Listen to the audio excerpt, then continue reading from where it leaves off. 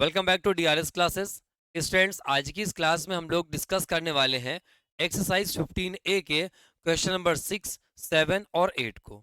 जल्दी से देखते हैं क्वेश्चन नंबर 6 क्या कहना चाहता है। उसने कहा how many planks of dimensions 5 metre into 25 centimetre into 10 centimetre can be stored in a pit which is 20 metre long, 6 metre wide and 80 centimetre deep. Question में बेसिकली बच्चों का है कि एक पिट है, पिट मतलब गड्ढा जैसा, और गड्ढा किसके जैसा है? क्यूबॉइड जैसा, जिसकी लेंथ है 20 मीटर, ब्रेड्थ है बच्चों 6 मीटर और डेप्थ है 80 सेंटीमीटर। एक क्यूबॉइड जैसा गड्ढा बना लिया गया। अब उसमें कुछ प्लैंक रखने हैं।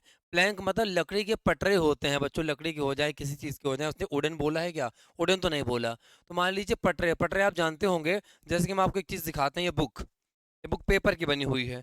इसी को अगर लकड़ी का बना दें हम, तो वो हो जाएगा प्लैंक। ठीक है भाई। अच्छा, और जो प्लैंक है उसकी लेंथ, ब्रेड्थ और हाइट गिवन है। क्वेश्चन ने आपसे कहा कितने प्लैंक रखे जा सकते हैं। तो अब आप सोचिए, जब आप प्लैंक को उन गड्ढों पे पिट पे रखोगे तो उस पिट का वो वॉल्यूम कवर करेंगे। कैसे? क्योंकि जब आप जैसे आपने उनको रखा तो वो लेंथ भी कवर करेंगे, ब्रेड्थ भी कवर करेंगे, कुछ ना कुछ थिकनेस भी तो होगी, तो हाइट भी कवर करेंगे। और जब बच्चों स्पेस ऑक्यूपाई हो लेंथ, ब्रेड्थ और हाइट तीनों में, तो वहां पर बच्चों क्वेश्चन बन जाता है वॉल्यूम का। ये क्वेश्चन है वॉल्यूम का। कैसे सॉल्व करेंगे जरा देखिएगा। आप सिंपली लिख सकते हो यहां पर लेंथ ऑफ पिट, कह सकते हो लेंथ ऑफ पिट, वो यहां पे L इक्वल्स क्या आ जाएगा बच्चों? 20 मीटर। ब्रेड्थ की बात करोगे तो ये हो जाएगा बच्चों 6 मीटर, और हाइट की बात करोगे हो जाएगा 80 सेंटीमीटर, है ना। अब बात करेंगे प्लैंक की। यहां लिखते हैं लेंथ ऑफ प्लैंक, ये हो जाएगा length of Planck small L equals, ये हो गया बच्चों 5 मीटर। ब्रेड्थ की बात करोगे 25 सेंटीमीटर, और हाइट की बात करोगे ये हो जाएगा बच्चों 10 सेंटीमीटर। यहाँ डेप्थ को बच्चों मैंने H लिख दिया है, ठीक है। अब समझिए बच्चों, सभी यूनिट्स दे रखी, सभी यूनिट्स में ज्यादातर दे रखी है सेंटीमीटर में, इसलिए हम सबको कन्वर्ट कर लेंगे यहाँ सेंटीमीटर पे। ठीक है। और वैसे भी बच्चों, जब आपके सामने ये नंबर किसी चीज का निकालना हो, जैसे उसने कहा नंबर ऑफ प्लैंक्स कितने होंगे या नंबर ऑफ ब्रिक्स कितनी होंगी, जब ऐसी बातें कहता है तो वहां पर आप सभी को स्मॉलर यूनिट में कन्वर्ट कर लीजिए। जैसे मीटर और सेंटीमीटर में सेंटीमीटर छोटा है ना, कन्वर्ट कर लीजिए। बच्चों 20 मीटर है, 1 मीटर में 100 सेंटीमीटर होते हैं, तो इसमें आप 100 का मल्टीप्लाई करा दें तो ये आ जाएगा बच्चों आपके पास में 2000 सेंटीमीटर। इसके पास है 6 में आप 100 का मल्टीप्लाई करा दे तो बन जाएगा ये सेंटीमीटर, तो आप कह सकते हो 600 सेंटीमीटर हो गया।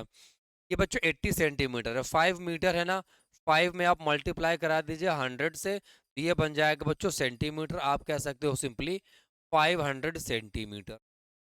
ये भी सेंटीमीटर है, ये भी सेंटीमीटर है। और जब बच्चों नंबर ऑफ प्लैंक्स रखोगे तो जरा देखिएगा कैसे रख रहे हो आप सिंपली रख कैसे रहे हो। एक आप गड्ढा इमेजिन करिए, जमीन पे बना हुआ है, हम लोग एक प्लैंक को लाते उस पर रख देते हैं।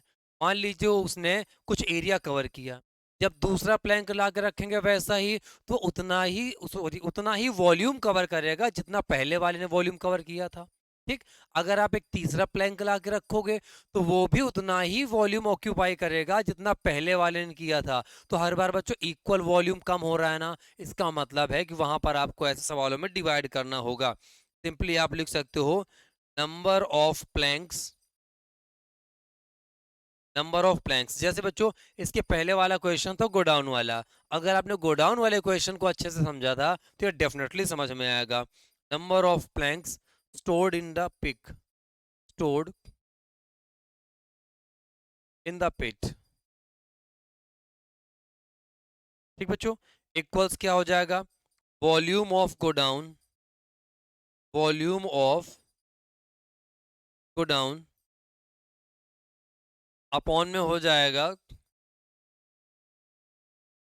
Volume of one plank, volume of one Planck.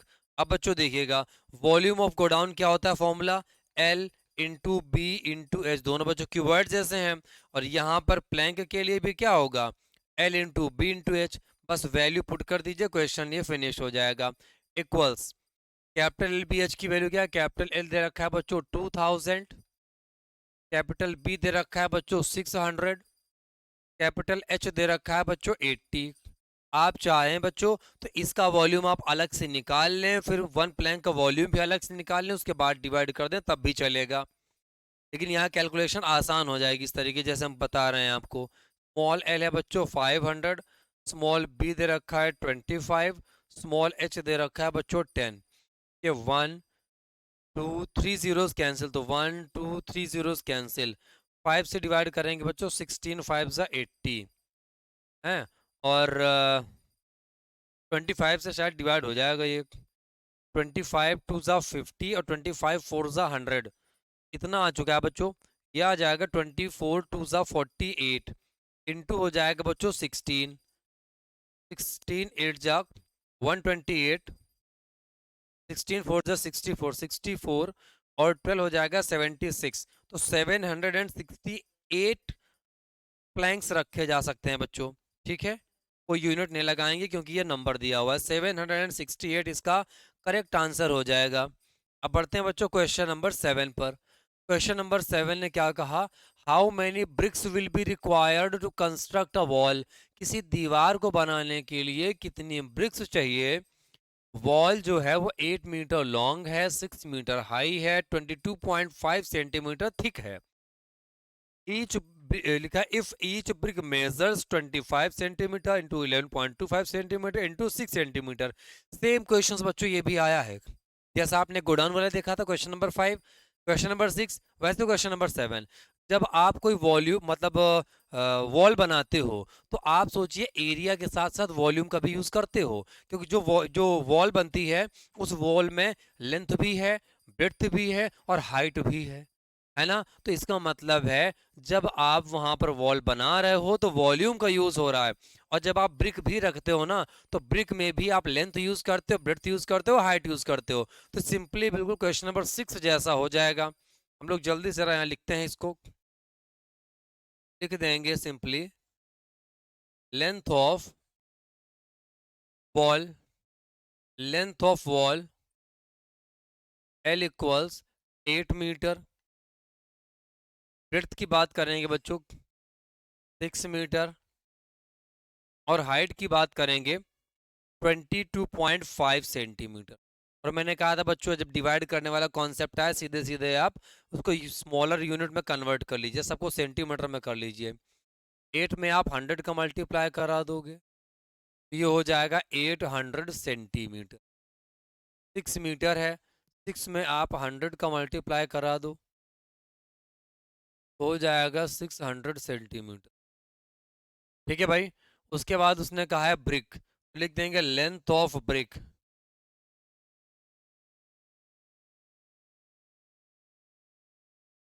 Length of brick small L equals, ये हो जाएगा 25 सेंटीमीटर। ब्रेड्थ की बात करेंगे, ये हो जाएगा 11.25 सेंटीमीटर, और हाइट की बात करेंगे तो ये हो जाएगा 6 सेंटीमीटर।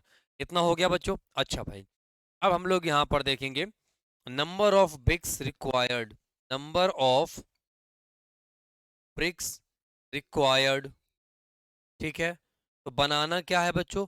बनाना हमको वॉल है, तो सीधे हम लोग लिखेंगे वॉल्यूम ऑफ वॉल, वॉल का वॉल्यूम अपॉन में volume of one brick, one brick से बनाना है तो कह सकते हैं volume of wall upon volume of one brick. अब बच्चों देखिएगा वॉल कैसी है, क्यूबॉइड जैसी, क्योंकि लेंथ ब्रेड्थ और हाइट है, तो आप उसके लिए कह सकते हैं एल बी एच। अगर हमने उसको कैपिटल में माना हुआ है तो ये हो जाएगा capital L, capital B, capital H. और बच्चों वॉल्यूम ऑफ ब्रिक की बात करें तो ये हो जाएगा एल बी इंटू एच। ठीक है भाई, चलिए वैल्यू पुट करते हैं हम लोग। कैपिटल एल बी एच की वैल्यू कितनी है? ये है सिंपली 800।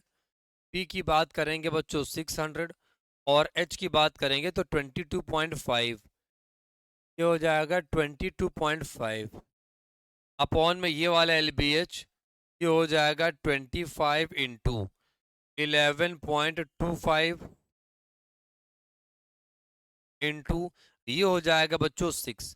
अब एक बात समझिए बच्चों, यहाँ पर 2 डिजिट में डेसिमल है, यहाँ पर 1 डिजिट में, तो 1 0 आप इसमें एक्स्ट्रा बढ़ा लें तो अब number of digits after decimal same हो गए। डेसिमल के बाद 2 डिजिट, यहाँ पर डेसिमल के बाद 2 डिजिट, सीधे सीधे बच्चों ये हट जाएंगे। इससे ये सीधे बच्चों 2 टाइम्स में डिवाइड हो जाएगा।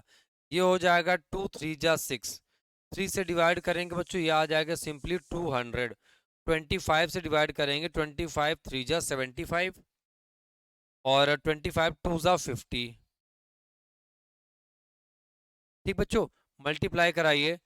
32 2 जा होता है बच्चों 64, और तो कुछ बच नहीं रहा। 6400 ब्रिक्स की रिक्वायरमेंट होगी। इस तरीके से बच्चों ये भी क्वेश्चन सॉल्व हो गया। क्वेश्चन नंबर 5 6 7 दोनों सेम थे बच्चों, सॉरी 5 सॉरी हाँ 5 6 7 तीनों सेम थे, है ना। अब आते बच्चों क्वेश्चन नंबर 8 में। क्वेश्चन नंबर 8 कह रहा है बच्चों फाइंड द कैपेसिटी। बच्चों कैपेसिटी का मतलब होता है सीधे सीधे वॉल्यूम। उसने कहा find the capacity of a closed rectangular cistern. एक क्लोज्ड रेक्टेंगुलर जैसा सिस्टर्न है, सिस्टर्न मतलब डिब्बा मान सकते हो, रेक्टेंगल जैसा है।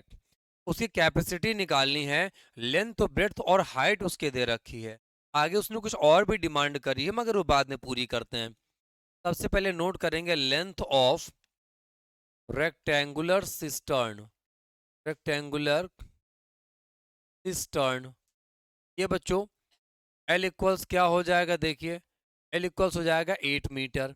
ऐसे बच्चों ब्रेड्थ की वैल्यू निकालें तो ब्रेड्थ हो जाएगा बच्चों 6 मीटर। फिर ऐसे ही देखेंगे बच्चों हाइट, हाइट है अपने पास में, डेप्थ बच्चों कह सकते हैं एच, है ना, ये है 2.5 मीटर। ठीक है भाई, सीधे सीधे लिख देंगे volume of rectangular cistern. Volume of rectangular cistern. और बच्चों ये जो रेक्टेंगुलर सिस्टर्न है, रेक्टेंगुलर सिस्टर्न है बच्चों, इसमें तो आप इसको क्यूबॉइड शेप कहेंगे, है ना। तो इसका फॉर्मूला होता है वॉल्यूम का L into B into H. L की वैल्यू है बच्चों 8 मीटर, बी है आपके पास में 6 मीटर और एच दे रखा है 2.5 मीटर। ये आ गया 8 इंटू 25 6 150। 150 में 1 डिजिट में डेसिमल लग जाएगा बच्चों तो बचेगा 15 मीटर। मीटर मीटर हो जाएगा बच्चों मीटर क्यूब। 15 8 120 मीटर क्यूब हो गया बच्चों इसका फर्स्ट आंसर।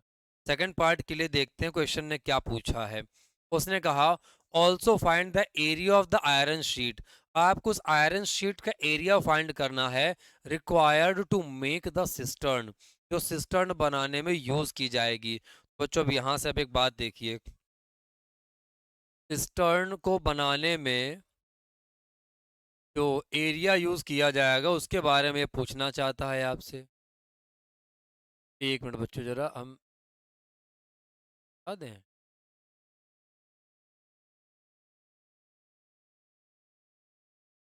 ये आएगा लेंथ ऑफ सिस्टर्न का आई ये हो गया है और ये टर्न का टी हो गया है। ठीक बच्चों, अच्छा जी। अब बच्चों आप बताइए, जब बनाया जाएगा सिस्टर्न, उसी से क्या नाम था उसका, आयरन शीट से जब बच्चों बनाया जाएगा किसी डिब्बे को सिस्टर्न को, तो सिंपल सी बात है, आप उसके आउटर वॉल्स बनाओगे कि नहीं बनाओगे, केवल वॉल्स वॉल्स बनाओगे। उसमें कहीं से भी देखिए उसके सिस्टर्न के अंदर तो कुछ भरना नहीं है, सॉलिड तो बनाना नहीं है। तो जब भी आप बनाओगे कुछ इस टाइप का बनाओगे जो अंदर से खाली होगा। और जब बच्चों अंदर से अगर वो खाली है ना, स्पेस ऑक्यूपाई कर ही नहीं रहा अंदर, तो बच्चों वॉल्यूम नहीं होगा, वो हमेशा सरफेस एरिया होगा।